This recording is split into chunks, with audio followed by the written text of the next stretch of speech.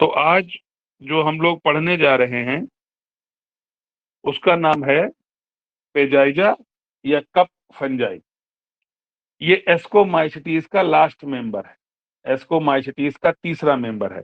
एक मेंबर आपने पढ़ा मिक्सोमाइसिटीज का, दूसरा मेंबर आपने पढ़ा जाइगोमाइसिटीज का, तीसरा मेंबर आप पढ़ा था आपने ईस्ट एस्कोमाइसिटीज का, चौथा मेंबर भी आपने पढ़ा था पेनिसिलियम एस्कोमाइसिटीज का, और पांचवा मेंबर भी आप पढ़ रहे हैं एस्कोमाइसिटीज का, जिसका नाम है पेजाइजा।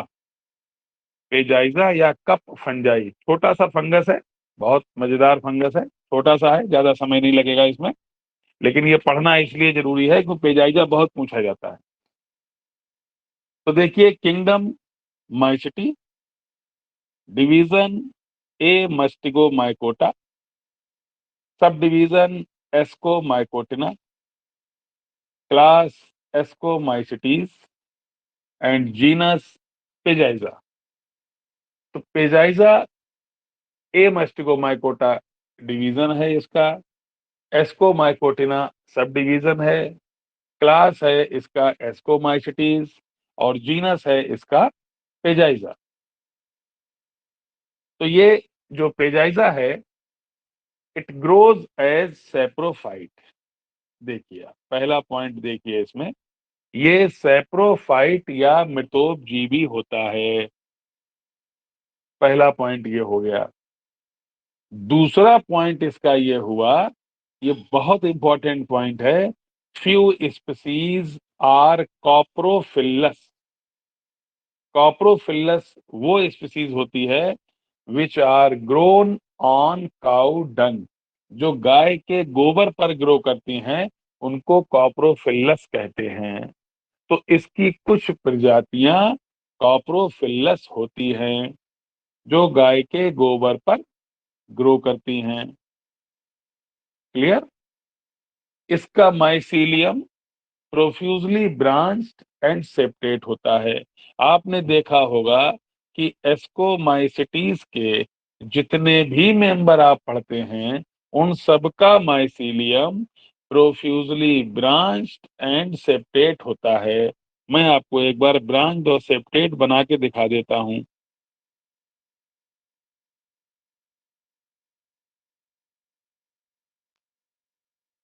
ब्रांच्ड एंड सेप्टेट, ये देखिए,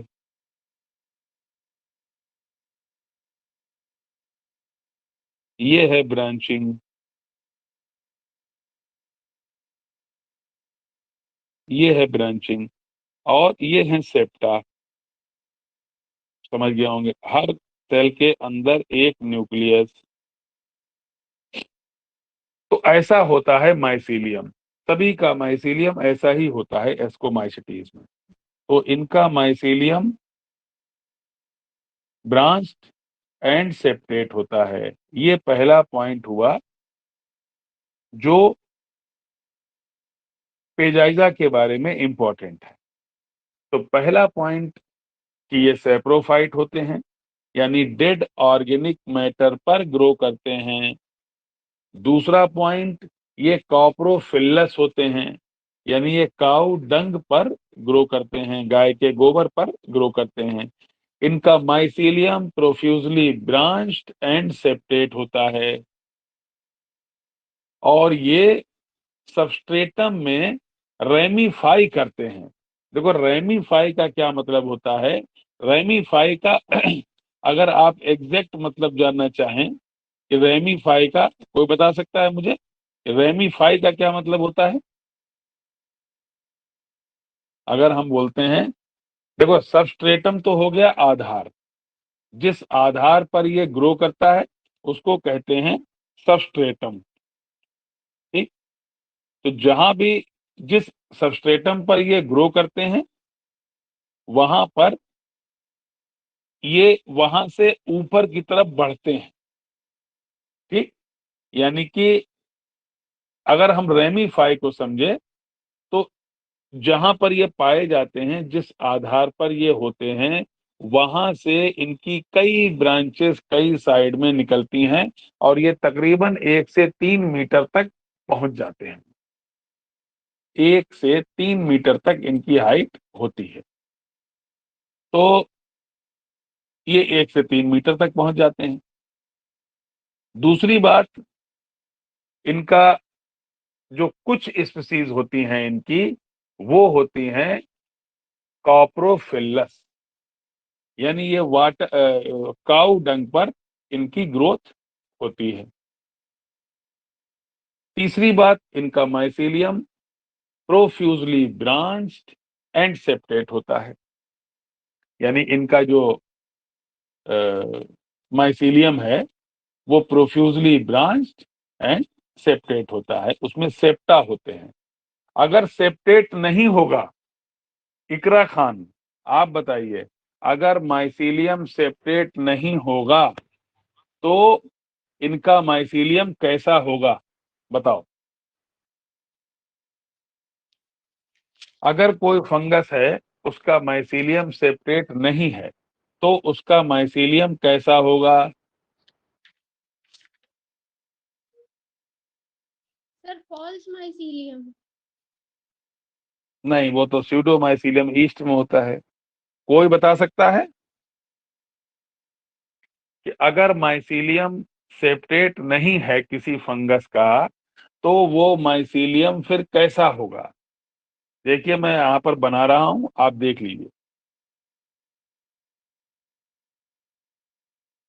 देखिए, अगर कोई माइसीलियम सेपरेट नहीं है,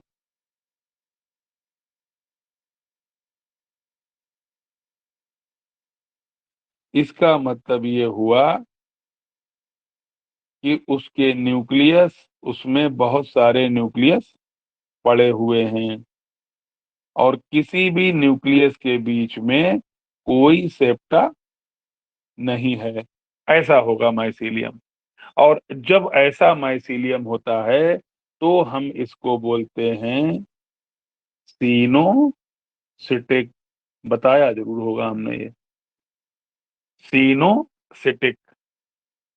सीनोसिटिक का एक नाम और है, और वो है मल्टी न्यूक्लिएट।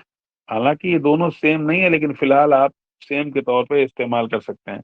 बहुकेंद्रकीय, सीनोसिटिक या मल्टी न्यूक्लिएट या बहुकेंद्रकीय। अगर हम इनमें सेप्टा बना देंगे तो ये हो जाएगा यूनी न्यूक्लिएट।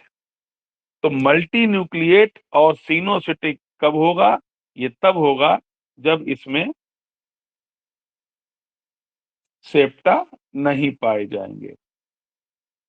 तो अगर किसी फंगस के माइसीलियम में सेप्टा नहीं है, इसका मतलब वो माइसीलियम सीनोसिटिक है, मल्टी न्यूक्लिएट है। लेकिन पेजाइजा में माइसीलियम सेप्टेट होता है, इसलिए ये सेप्टेट एंड यूनी न्यूक्लिएट होता है। चलिए, इतनी बात आपकी समझ में आ गई सबके। अब देखिए, आपको दिखाते हैं पेजाइजा। ये देखिए पेजाइजा। अगर आप पेजाइजा को गौर से देखें तो पेजाइजा को, आपको इसे देख के ये समझ में आ गया होगा कि इसको कप फंजाई क्यों कहते हैं। बताओ भाई, शिखा पांडे, अगर आप मौजूद हैं तो बताइए, पेजाइजा को कप फंजाई क्यों कहते हैं?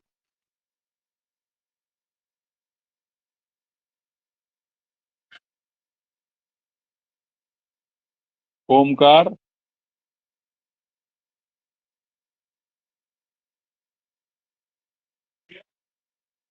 जयदीप सक्सेना,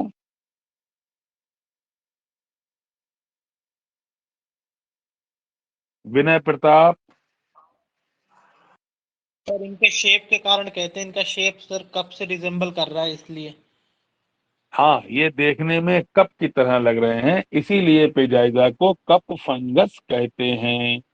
और ये जो इनकी कप जैसा स्ट्रक्चर दिखाई दे रहा है, इसको बोलते हैं एपोथीसिया।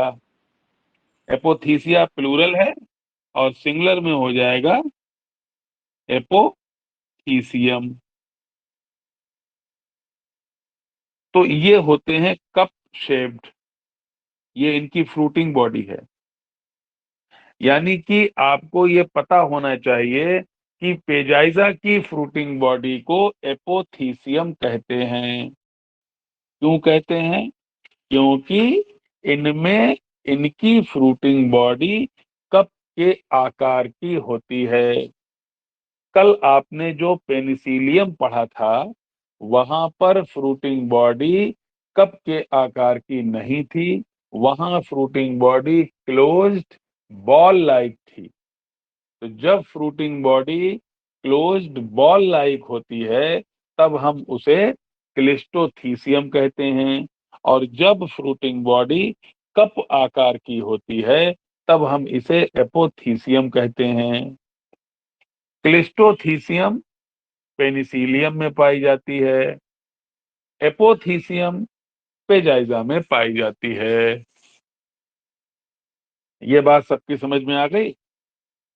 इकरा खान, बात आपकी समझ में आई? यस सर, समझ आ गई।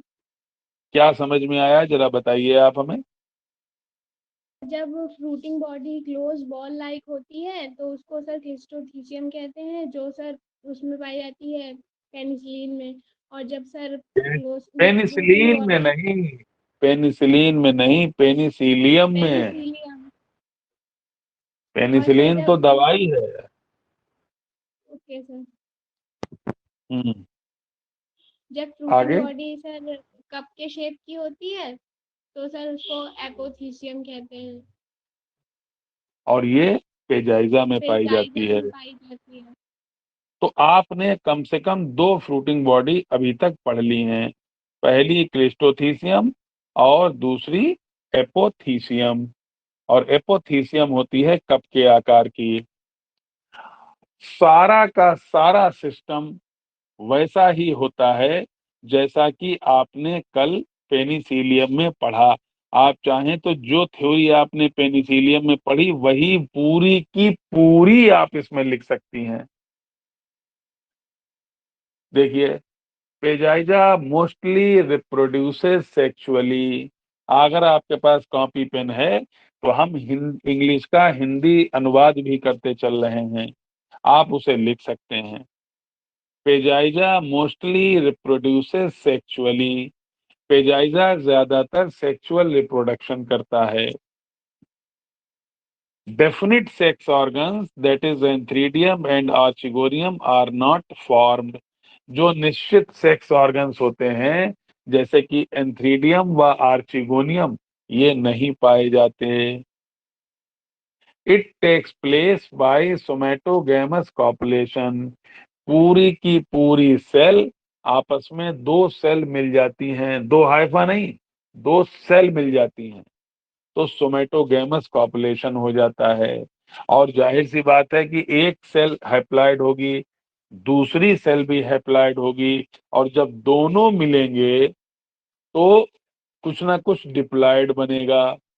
तो usually 2 somatic hyphae fuse to form a dikaryotic cell. यानी कि एक डाइकैरियोटिक सेल बनेगी। अच्छा, डाइकैरियोटिक सेल का क्या मतलब हुआ? अगर मैं सेल बना के दिखाऊं आपको तो देखिए, डाइकैरियोटिक सेल का क्या मतलब हुआ। देखिए, ये एक सेल है और ये इसमें 2 न्यूक्लियस पड़े हैं, एक ये न्यूक्लियस पड़ा है और एक ये न्यूक्लियस पड़ा है। जब तक ये दोनों न्यूक्लियस फ्यूज नहीं कर जाते तब तक हम इसको नाम देंगे डाइकैरियोटिक सेल का।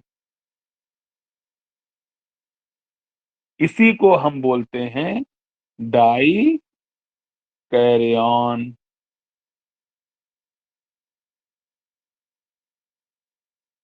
Die carrion.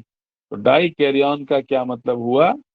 डाई कैरियन का मतलब हुआ ऐसी सेल, ये देखें, डाई कैरियन। डाई कैरियन का मतलब ऐसी सेल जिसमें 2 न्यूक्लियस पड़े हुए हैं, और 2 न्यूक्लियस पड़े हुए होने के कारण इस सेल को हम डाइकैरियोटिक सेल या डाइकैरियन कहते हैं। क्लियर? जब तक ये फ्यूज नहीं होंगे तब तक हम इनको डाइकैरियन ही कहेंगे, और जब ये न्यूक्लियस फ्यूज कर जाएंगे, आप देखें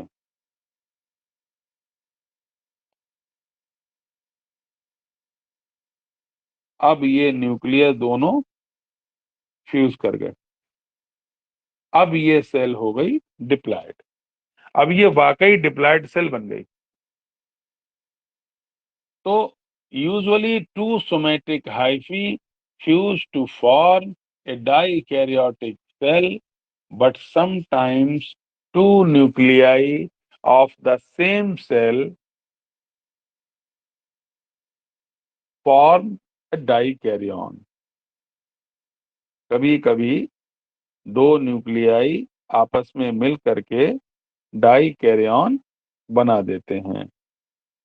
यूजुअली तो पहली बात क्या पढ़ी हम लोगों ने? Peziza mostly reproduces sexually, definite sex organs that is antheridium and escogonium are not formed. It takes place by somatogamous copulation. ये somatogamous copulation के द्वारा होता है और इसमें निश्चित एंथ्रीडियम व आर्चिगोनियम नहीं पाए जाते।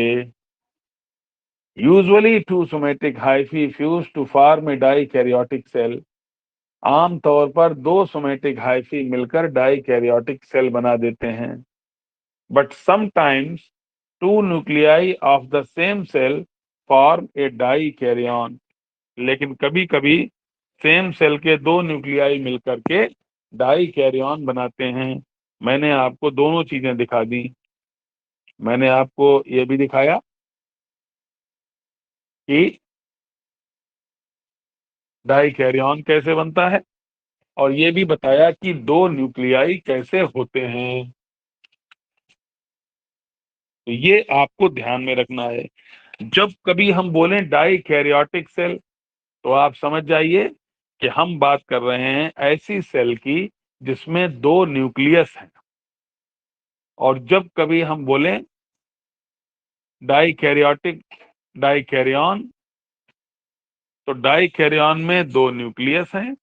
और जब हम बोलें डिप्लॉयड सेल, तो आप समझ जाइए कि डिप्लॉयड सेल का मतलब कि वो सेल फ्यूज कर गई। तो जब हम बोलें डाइकैरियन, इसका मतलब ये वाली सेल। और जब हम बोलें डिप्लॉयड सेल, तो आप समझ लो दोनों न्यूक्लियस फ्यूज कर गए। ये डिप्लॉयड सेल है और ये है डाइकैरियन। ये बात समझना इसलिए जरूरी है कि जब हम पढ़ेंगे, फंगस को पढ़ते हैं, तो अक्सर इसमें आता है डाइकैरियन और कभी कभी आता है डिप्लॉयड सेल। चलिए, इतनी बात आपकी समझ में आ गई होगी। Dikaryon forms ascogenous hyphae and its terminal cell forms ascus mother cell. बिल्कुल वही जो कल हुआ। कल भी डाइकैरियन से एस्कोजेनस हाइफी बने और एस्कोजेनस हाइफी से बनी फिर एस्कस मदर सेल। यहां भी एस्कस मदर सेल अब बन गई। एस्कस मदर सेल किसे कहते हैं? देखो, इसमें एक शब्द लिखा है टर्मिनल सेल। इसकी टर्मिनल सेल से एस्कस मदर सेल बनती है, अंतिम सेल से। डिप्लॉयड न्यूक्लियाई में after meiosis and mitosis forms 8 haploid nuclei and 8 ascospores are formed through it. जब कभी भी, इसको बना के मैं दिखा देता हूं आपको, देखिए ये है डिप्लॉयड सेल। जब कभी डिप्लॉयड में मियोसिस होगी, तो मियोसिस के बाद 4 सेल बनती हैं, याद रखना हमेशा। और मियोसिस है तो चारों सेल कैसी हो गई? हैप्लॉयड हो गई। ये मियोसिस हो गई। और मियोसिस के बाद जब माइटोसिस होती है, समसूत्री विभाजन, मियोसिस हुआ अर्धसूत्री विभाजन, यानी क्रोमोसोम का नंबर आधा हो गया, तो डिप्लॉइड चेंज हो गया हैप्लॉइड में। लेकिन जब माइटोसिस होती है, ये माइटोसिस समसूत्री विभाजन, तो केवल नंबर बढ़ता है, और जब नंबर बढ़ता है तो देखो 4 सेल किसमें चेंज हो गई, 8 एस्को स्पोर में। ये बन गए 8 एस्को स्पोर, या 8 न्यूक्लियस बने और हर न्यूक्लियस से एक एस्को स्पोर बन गया। तो जब कभी सबसे पहले क्या हुआ था, 2 हाइफी मिल गए तो डाइकैरियन बना। डाइकैरियन से, यानी कि अगर इससे पहले का स्ट्रक्चर बनाना हो आपको, तो आप ऐसे बना सकते हैं। ये देखिए डाइकैरियन, ये डाइकैरियन, डाइकैरियन से बनी डिप्लॉइड सेल। डिप्लॉइड सेल में मियोसिस हुई, 4 हैप्लॉइड सेल बनी, 4 हैप्लॉइड सेल में माइटोसिस हुई, 8 हैप्लॉइड एस्कोस्पोर्स बन गए। ठीक है। अब ये जो 8 एस्कोस्पोर बने हैं, ये किसके अंदर होंगे, ये होंगे एस्कस के, यानी इस स्ट्रक्चर का नाम क्या होगा, ये जो स्ट्रक्चर बना हुआ दिख रहा है ये एस्कस है, और एस्कस के अंदर हैं 8 एस्कोस्पोर। और ये एस्कस जिस स्ट्रक्चर के अंदर होंगे उसको बोलेंगे फ्रूटिंग बॉडी या एस्कोकार्प, एक ही नाम होता है। तो अगर ये फ्रूटिंग बॉडी या एस्कोकार्प कप के आकार की है तो हम इसे बोलते हैं एपोथीसियम, और अगर ये क्लोज्ड बॉल लाइक होती है तो हम इसको बोलते हैं क्लिस्टोथीसियम। तो कम से कम आप इतना याद रखेंगे कि क्लिस्टोथीसियम होती है पेनिसिलियम में, और एपोथीसियम होती है पेजाइजा में। ठीक। तो ये देखिए बन गई एपोथीसियम, ये बन गई एपोथीसियम, ये बन गई एपोथीसियम। तो कप के आकार की है ये, कप के आकार की है तो इसे एपोथीसियम कहा गया। ठीक, चलिए अब देखिए फ्रूटिंग बॉडी या एस्कोकार्प जो बनी, उसकी फर्टाइल लेयर किसी भी फ्रूटिंग बॉडी की, आज के बाद आप याद रखना, कभी भी जब कभी आप फ्रूटिंग बॉडी बनाओ तो आप ये लिख सकते हो कि फ्रूटिंग बॉडी की फर्टाइल लेयर को हाइमीनियम कहते हैं। कभी भी कोई भी फ्रूटिंग बॉडी आप बनाएंगे उसकी फर्टाइल लेयर को हाइमीनियम कहा जाता है। ठीक है। तो अगर हम फ्रूटिंग बॉडी को देखें तो फ्रूटिंग बॉडी के अंदर क्या है, एस्कस है, और एस्कस के अंदर 8 एस्कोस्पोर हैं। क्लियर, 8 एस्कोस्पोर हैं, और ये पूरा स्ट्रक्चर जहां पर होता है उसको फ्रूटिंग बॉडी कहते हैं। अब चलिए आइए पीछे, अब हम आपको दिखाते हैं एक फ्रूटिंग बॉडी। ये देखिए फ्रूटिंग बॉडी। अब फ्रूटिंग बॉडी का कप आपको और अच्छा दिखाई दे रहा होगा, यही है कप, ये कप आपको दिखाई दे रहा होगा। और अगर इस कप को आप देखें गौर से तो इस कप में आपको दिखाई दे रहे हैं ग्रुप ऑफ एस्कस, बहुत सारे एस्कस। और जब बहुत सारे एस्कस होते हैं तो उसको बोलते हैं एसाई, जिसके लास्ट में एस लगा होता है उसके प्लूरल में आई लगा होता है। जैसे फंगस, फंजाई, एस्कस, एसाई। और एक बहुत इंपॉर्टेंट है जो कोई नहीं जानता है, या जानते हैं तो बोल नहीं पाते हैं, सिलेबस, सिलेबाई। ठीक है। तो अगर आप एक एस्कस को देखें तो एस्कस में दिखाई देंगे 8 एस्कोस्पोर, आप देखें अगर एस्कस को, तो जैसे आप मटर लाते हैं घर पे और मटर को खोलते हैं तो उसके अंदर दाने रखे होते हैं, ऐसे ही आपको एस्कस दिखाई देगा। कोई जरूरी नहीं कि आप यही वाला डायग्राम बनाएं। आप पेजाइजा की एपोथीसियम गूगल से बना लें, प्रैक्टिकल बुक से बना लें। हमारी किताब में अगर पेजाइजा लास्ट ईयर था नहीं, इस साल आया तो शायद नहीं हो। इसके अलावा आप कहीं से भी बना सकते हैं। कोई जरूरी नहीं कि इस पूरे कप को आप बनाएं, पूरे कप में केवल एक फ्रूटिंग बॉडी दिखा दें। अभी मैं आपको दिखाता हूं कि कैसे बना सकते हैं आप। ठीक, तो एस्कस के अंदर एस्कोस्पोर है। अगर इस फ्रूटिंग बॉडी को, और ये भी ध्यान रखिएगा, फ्रूटिंग बॉडी की आउटर लेयर को हमेशा पेरिडियम कहा जाता है। हमेशा, हमेशा पेरिडियम कहा जाता है। फ्रूटिंग बॉडी की में एस्कस होते हैं, उन एस्कस के बीच बीच में पाए जाने वाले स्टेराइल फ्रेगमेंट्स को पैराफाइसिस कहते हैं। पैराफाइसिस,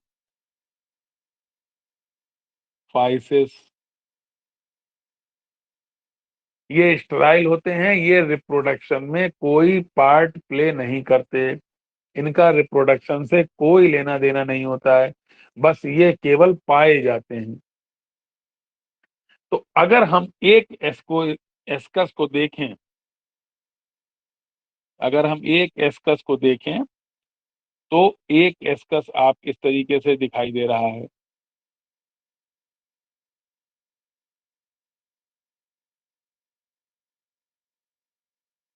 ठीक, यानी अगर हम एक एस्कस यहाँ पर बनाते हैं तो देखिए, हम एक एस्कस बनाने का प्रयास करते हैं। देखिए,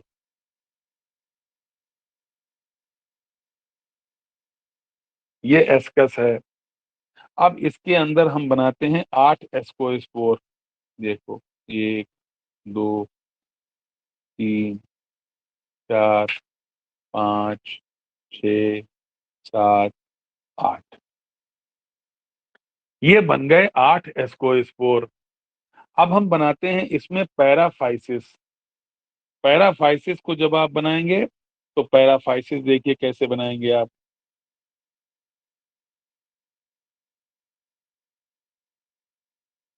ये पैराफाइसिस हो गए।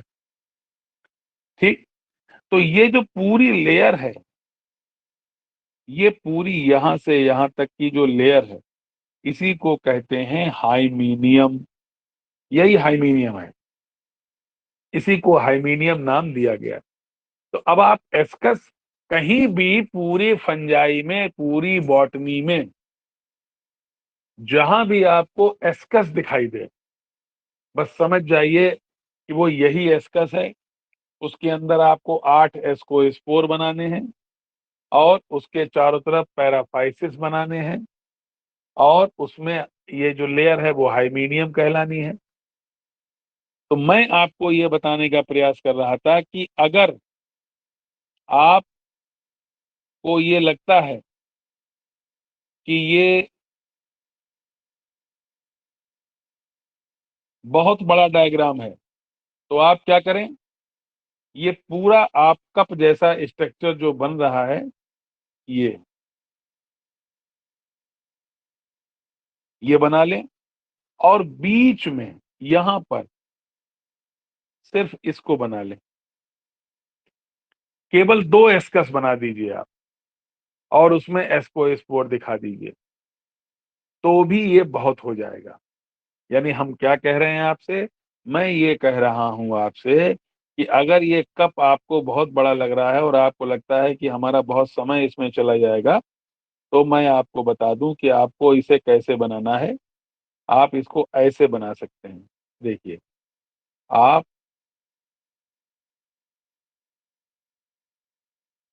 कप बना दीजिए। कप बनाने के बाद बीच में आप 2 एस्कस बना दीजिए, और 2 एस्कस बना के उनके अंदर आप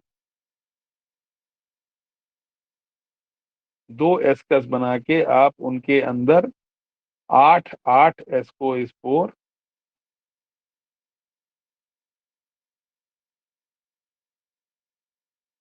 बना दीजिए और चारों तरफ आप बना दीजिए पैराफाइसिस। ये देखिए, ये बन गए पैराफाइसिस। तो अब आप इसमें क्या चीज बना चुके हैं? आपने बनाई सबसे बाहर पेरिडियम, आपने बनाया रेड कलर का एस्कस, आपने बीच में ब्लू कलर के एस्कोस्पोर, और आपने ये बना दिए ब्लैक कलर के पैराफाइसिस। और ये पूरा स्ट्रक्चर अब क्या कहलाएगा? ये पूरा स्ट्रक्चर कहलाएगा एपोथीसियम।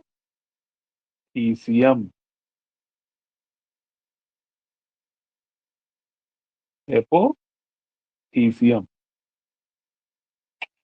ठीक है। यानी कोई जरूरी नहीं है कि आप पूरा कप बनाएं और पूरे कप में ये पूरा स्ट्रक्चर बनाएं। आप थोड़ा सा स्ट्रक्चर भी अगर बना देंगे तो भी उससे बात सबकी समझ में आ जाएगी। यानी आप अगर सिर्फ इतना स्ट्रक्चर बना दें जितना मैं ये बना रहा हूं, आपको दिखाई दे रहा हूं, इतना भी अगर आप बना देंगे तो इतने से भी बात क्लियर हो जाएगी। बस एक बात ध्यान रखना है कि आपको लेबलिंग कर देनी है, आपको लिख देना है कि ये एस्कस है, ये पेरिडियम है, ये चीज आपको बना देनी है। अगर आप लिख दोगे तो ये क्लियर हो जाएगा कि कहां पर कौन सी चीज आपको दिखाई दे रही है। तो ये हुआ आपका पेजाइजा। ये बहुत छोटा फंगस है लेकिन बहुत इंपॉर्टेंट है। एस्कोमाइसिटीज का फंगस है और एस्कोमाइसिटीज के जितने फंगस होते हैं सब हमारे बड़े काम के होते हैं। और अब ये ब्लैक कलर वाली जो है ये बहुत अच्छे से बनानी है। ये भी जरूरी नहीं कि आप इसमें देखो 1 2 3 4 5 6 एपोथीसियम इसमें दिखाई दे रही है। कोई जरूरी नहीं है कि आप 6 एपोथीसियम बनाएं। आप 2 बना दें, आप 1 बना दें, लेकिन वो एपोथीसियम अच्छे से समझ में आनी चाहिए। तो ये बात आपकी जो आज हुई, ये हुई पेजाइजा की। अब आप मुझे बताएं कि पेजाइजा में अगर आपकी समझ में कोई बात नहीं आई हो तो आप हमें पूछ सकते हैं।